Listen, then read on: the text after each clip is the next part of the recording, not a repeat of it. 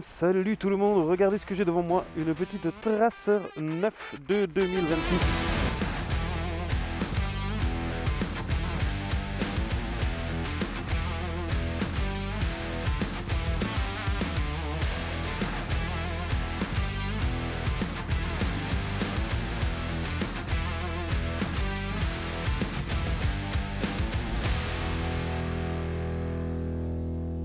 Alors je vais enfiler mes petits gants et puis on va discuter un petit peu de cette moto. Donc voilà, il me tarde d'essayer ça, le CP3, déjà moteur vraiment cool. Allez, je monte dessus, hop. Ah ouais. Alors elle fait 845 mm de hauteur de selle. Eh bien ça va, j'ai quand même les pieds quasiment à plat sur le sol là. Ça va, je m'attendais à pire. A priori elle est réglable aussi sur 15 mm de débattement, donc vous pouvez la monter aussi. Allez c'est parti, on va se faire un petit démarrage.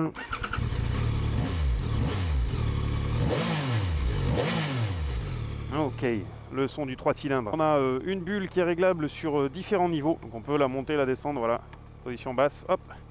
Position haute. Bon, moi je vais la laisser en position basse pour l'instant. Et on a ici un magnifique écran TFT, 7 pouces me semble-t-il, qui remplace l'écran de la génération précédente qui était un espèce d'énorme truc divisé en deux avec des choses partout. Les gens s'y perdaient un petit peu a priori. Là voilà, on a quelque chose de beaucoup plus clair en couleur. C'est ma foi plutôt joli. On a directement l'accès au mode ici. Hop, 5 modes de conduite. Je vais me mettre direct en mode sport les copains parce que j'ai envie de me marrer. Oh, vous avez vu la petite aiguille là ? Ça fait des tracés autour de l'aiguille.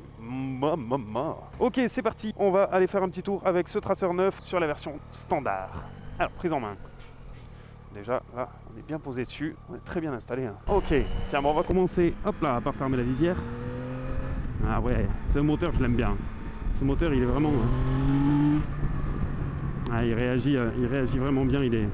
Il est pétillant tout de suite, on le sent. Donc on a ouais, cette bulle de protection, mais ma foi, ça protège pas latéralement, c'est logique. Je viens de passer sur un pont, j'ai pris une rafale de vent par le côté. Peut-être un peu d'air qui arrive sur le haut du casque, me semble-t-il.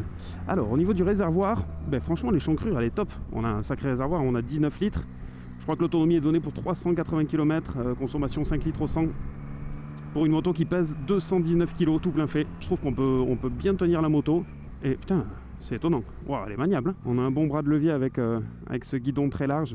Après, moi, ça me fait super bizarre de monter sur des trucs pareils. C'est énorme. Oh, la petite prise USB ici. Donc là, on va être sur un véhicule qui cherche du confort, de la polyvalence. Et évidemment, bon, avec le moteur qu'il y a dessus, c'est quand même pour avoir ce genre de moto du quotidien, mais avec un peu de fun aussi, grâce à son CP3. Mais voilà, ce que je voulais dire, c'est qu'avec cette version-là, ils ont essayé d'aller vers quelque chose d'un peu plus routier. Ça a été légèrement rallongé pour pouvoir faire du duo sur la route. Donc la selle est légèrement rallongée. On a des feux matriciels à l'avant pour les versions GT et GT+. D'ailleurs ça c'est quelque chose, il faut que je vous en parle rapidement. Ça c'est la version standard, mais il y a une version GT et une version GT+. Et en fait c'est des versions avec voilà, plus ou moins d'options. Et sur la version GT, vous avez ces fameux feux matriciels donc, qui tournent dans les virages pour que vous ayez une meilleure visibilité. Et vous avez aussi le shifter qui arrive de série et des fourches semi-pilotées. Ça veut dire que elles réagissent en fonction des aspérités de la route et elles se durcissent ou elles s'adaptent en tout cas. Et ce qui fait que c'est hyper rigoureux au niveau des suspensions. Bon là en tout cas pour le haut des chaussures, il y a des chaussures. Là pour le moment, les suspensions, rien à dire. Ça a l'air très agréable. Niveau vibration, franchement ça va. J'ai un peu de vibration là dans la selle, léger. Pas dérangeante, pas trop intempestive. Ouais. Ouais. Quand on monte dans les tours, elles arrivent quand même les vibrations. Ah bah niveau du vent, ça va, il y a un peu de vent en plus aujourd'hui. Il y a un petit régulateur de vitesse, je sais pas comment on le... Voilà, j'y suis. 90, magnifique. Et voilà, et là je peux lâcher les mains. On peut rouler des mécaniques, tout va bien. Voilà. On est avec le régulateur de vitesse. Ça c'est quand même chouette si vous voulez faire des longs trajets. C'est quand même quelque chose qui est très très cool. Et pour l'arrêter, ouais, un petit coup de frein pour arrêter le régulateur de vitesse et on est bon. Dans les rétroviseurs, j'y vois parfaitement. Je les trouve pas beaux, mais ils font leur travail. Ouais, au niveau de l'injection, franchement, c'est hyper bien géré. J'ai pas besoin d'utiliser le point de patinage pour reprendre. Voilà, si je suis en première là et que je prends un virage à basse vitesse, que je veux en ressortir, c'est tout à fait gérable au niveau de la poignée. C'est très bien fait. Le point de patinage aussi m'a pas particulièrement surpris.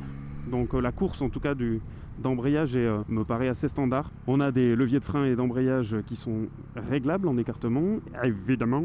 Oh, fait du bruit la petite Porsche. Allez c'est parti, on va aller s'amuser un peu, ou non, peut-être pas tout de suite. Il est gendarme. Ah la reprise. La reprise elle est cool. Et c'est le même moteur que la MT-09, que la R9 les amis, donc c'est un moteur qui a quand même une sacrée patate. On a 120 chevaux là-dessus, 119 je crois exactement. On a quand même un couple de 9,8 mètres kg je crois à 7000 tours minute. Ça commence à être très très sympa. Ça monte jusqu'à, je pense, 10 000 tours. On va voir un petit peu si on arrive à aller les chercher un peu plus loin sur les routes de campagne. Le freinage est ma foi pas mal. Au niveau des, comment dire, du ressenti et du feeling à la poignée, ben, je trouve que il est pas spongieux. On prend directement les freins. Tiens, on va faire un petit freinage là, hop là. Ouais, nickel. Ça tombe bien sous la main. On a par contre un frein moteur un peu brutal. Ça vous ramène un peu vers l'avant avec un à-coup quand vous lâchez les gaz. En fait, l'injection est bonne quand elle a mise des gaz, mais quand vous relâchez les gaz, elle est un peu brutale. Tiens, on va se prendre un petit dodan. Je freine bien. Oh, le freinage, il est vraiment cool. L'ABS se déclenche pas trop vite. L'équilibre de la moto, l'assiette de la moto m'a l'air bien là. Quand on est à très basse vitesse, la moto reste bien en équilibre. J'ai pas l'impression qu'il y a un point intempestif d'un côté ou de l'autre. Donc la balance est bien faite. Bon, on est bien installé, il n'y a rien à dire, on est très très droit. On a les bras un petit peu écartés, on est bien assis, la selle est plutôt confortable. Les cale-pieds sont relativement bas, donc on n'a pas les jambes trop repliées. Mes jambes se calent parfaitement sous le réservoir. Yes. Ok. Ah, on prend bien les vibrations dans les fesses. Hein. Je trouve que quand vous accélérez un peu fort, ça vibre dans la selle. Ouais, elle se prend super bien en main. Wow, elle met en confiance tout de suite. Ah, c'est pas mal, hein. On est haut, donc le centre de gravité est haut, je veux dire. Et du coup, dans les virages, on n'a pas cette sensation d'être près du sol et de faire corps avec la route, comme on peut avoir sur une sportive ou parce qu'on est plus allongé sur la moto ou même sur des motos un peu plus basses. Mais elle s'emmène très très bien dans les virages. La maniabilité est assez surprenante, franchement, c'est stylé. Ah ouais. Ça donne envie de faire le con. Bon, ils sont bien ces virages, mais quand il y a des voitures devant, ils sont beaucoup moins bien du coup. En termes de prix, il me semble que celle-ci, la standard, elle sera 12 500 €. L'option GT 13 500, etc. Je vous affiche les prix à l'écran parce que je me souviens plus exactement. Et les trois déclinaisons. Et il faut savoir aussi qu'avec la, je crois que c'est la GT Plus qui vient avec les valises, des valises de 30 litres de chaque côté. Donc ça c'est pas mal, mais je crois que ça coûte un bras. Et bien mes chers amis, on roule visière fermée pour avoir un meilleur son. Et comme ça fait chaud sous ce casque. Et des Dodan, au moins ça permet de savoir si en off-road elle serait à l'aise. Ouais. Voilà, ces motos là c'est plus des SUV que des vrais trails, hein. On est sur des motos qui sont très confortables, faites pour faire de la route, assez polyvalentes. Mais c'est pas avec ça que vous allez traverser la Mongolie. Et là on est bien, hein. Les aspérités de la route sont hyper bien gérées par les suspensions. Allez.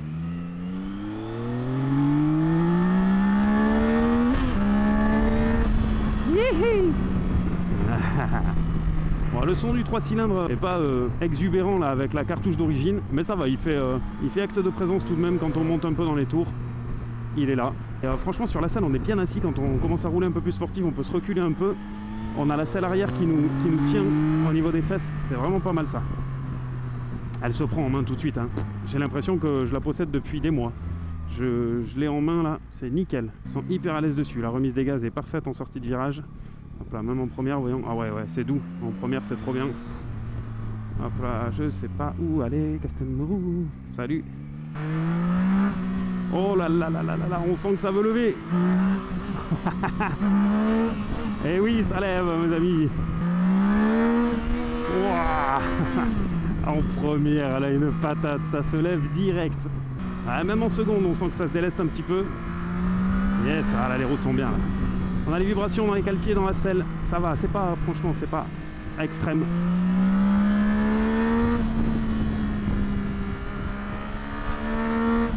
Ah ouais, putain ce moteur, quel régal quand même. Quel régal. J'adore cet engin quoi, c'est une tuerie. Allez, il va falloir rentrer au bercail déjà, c'est trop rapide, une demi-heure. Il va falloir que je négocie avec les concessions pour avoir plus de temps. Là je suis en 3e. Je ressors, ça relance, très linéaire, très progressivement. Ça c'est la folie aussi du 3 cylindres. Vous avez un peu de couple à bas régime comme les bicylindres, vous avez un peu d'allonge comme les 4 cylindres. C'est vraiment un mix des deux mondes.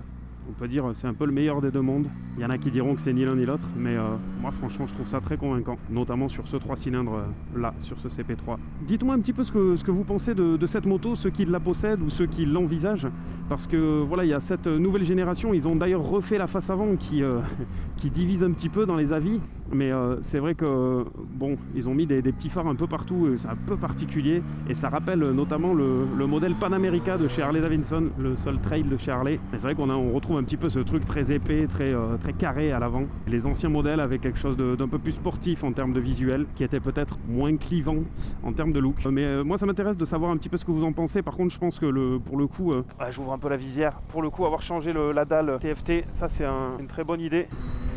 Ah, j'adore le positionnement des genoux là. Comment je peux tenir la moto avec les genoux, c'est vraiment pas mal. Entre la selle qui vous maintient à l'arrière et les genoux qu'on peut serrer facilement, on a une bonne prise avec la moto, on fait bien encore avec elle, je trouve, c'est vraiment sympa. Elle met en confiance de ouf hein, cette bécane, je trouve.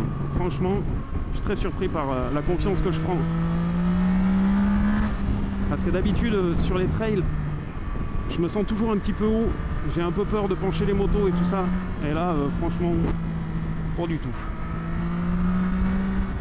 Ah ouais, c'est chouette, c'est très très chouette. Ok, bon allez, il faut que je ramène cette moto. Je pense que j'ai largement dépassé et je sais pas où je vais. Et angle de braquage, pas mal. Alors, les défauts qu'on peut trouver à cette moto, qu'est-ce que c'est? Honnêtement, ouais, l'esthétique de la face avant, moi je suis pas fan. C'est vrai que c'est quand même assez, assez vilain à mon goût. Mais c'est qu'une affaire de goût, donc ça déjà c'est un défaut subjectif. Je trouve aussi que pour le prix, 12 500 €, ils auraient quand même pu mettre le shifter, enfin en série je veux dire, parce que c'est vrai que maintenant bon, le shifter c'est quand même facile à équiper sur les motos, et ça aurait été chouette de l'avoir de série. Et ensuite deux autres petits bémols, je dirais les vibrations dans la selle, mais en fait quand vous roulez en dynamique c'est pas du tout dérangeant, c'est sur certaines accélérations ça devient intrusif. Et enfin le dernier truc, peut-être ce frein moteur, et encore que honnêtement je m'y suis habitué là en roulant, ou en tout cas il m'a moins surpris, donc je pense que c'est pareil, c'est une question d'habitude, et s'il faut c'est réglable. D'ailleurs en électronique aussi, j'ai oublié de vous dire, bon là-dessus on a une ABS, on a une IMU, donc l'ABS sur l'angle, on a un traction control, on a un anti-wheeling, etc. Donc il y a évidemment tout ce qu'il faut pour mettre en confiance, puis pour vous protéger si vous faites une bêtise. Les puristes diront que ça ne sert à rien. Et c'est vrai que c'est cool d'apprendre à piloter par soi-même, mais c'est quand même aussi très cool d'avoir des garde-fous, on va dire, d'une certaine manière. Allez, des petits virages, j'ai personne devant, trop bien.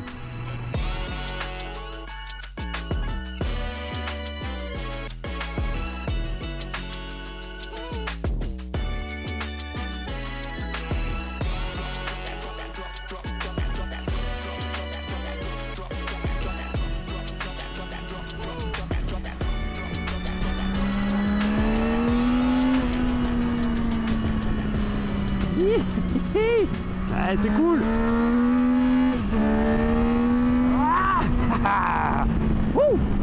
Et on se calme parce qu'on arrive en ville.